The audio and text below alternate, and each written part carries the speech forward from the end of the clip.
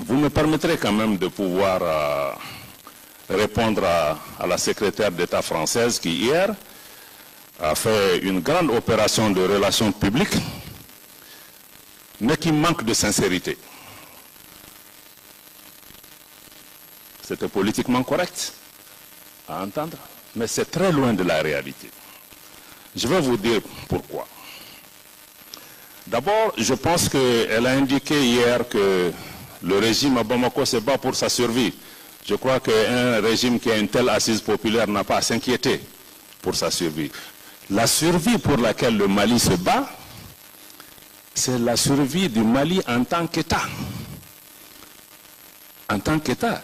Et la survie de l'État malien a été menacée parce que la France, à la tête d'une coalition internationale, est intervenue en Libye pour une opération. Jusqu'à aujourd'hui, on ne connaît pas quel était l'objectif recherché. Qu'est-ce qui a été fait pour gérer le service après-vente, éviter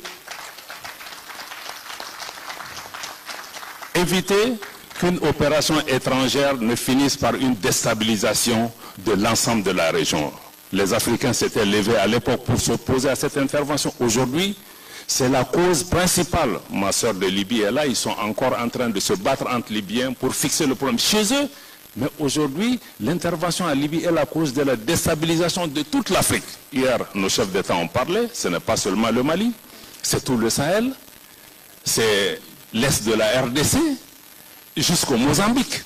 Donc on a un problème plus grand. Je crois que quand ils parlent, ils doivent imaginer ce dont ils parlent. La survie dont on parle, c'est la survie de nos États à cause d'une défaillance géostratégique monumentale qui nous a amenés à ce problème. Et que jusqu'à aujourd'hui, personne n'assume la responsabilité.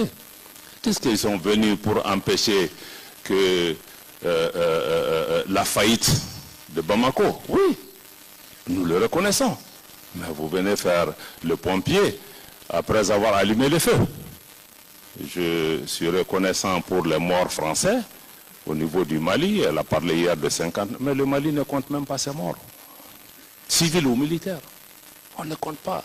Combien de Sénégalais ou d'autres ont perdu la vie. Je crois que ça, c'est la cause principale de la déstabilisation. Elle dit aussi que la France se bat pour la souveraineté des pays africains et qu'elle n'entend pas se substituer aux armées africaines. Je vous donne un exemple.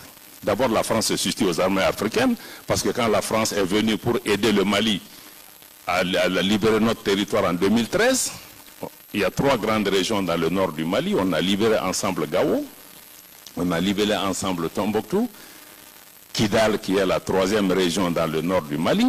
À 50 km de la ville de Kidal, l'armée française a stoppé net l'armée malienne en disant que vous ne pouvez pas entrer à Kidal sur notre propre territoire.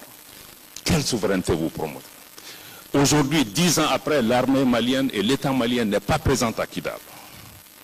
On parle d'ingérence dans les affaires intérieures parce que la France est venue, elle a choisi son camp avec qui travaille 10 ans. Elle travaille dans le nord du Mali avec des groupes rebelles. Elle a choisi ses amis dans le pays. Ce n'est pas normal. Je crois que ce n'est pas comme ça. Si on vient, on aide dans le partenariat, dans la sincérité, on ne s'ingère pas dans les affaires des gens. On considère que le peuple malien est notre ami et non une partie des Maliens. Je crois que ça, c'est la cause par rapport à ces questions.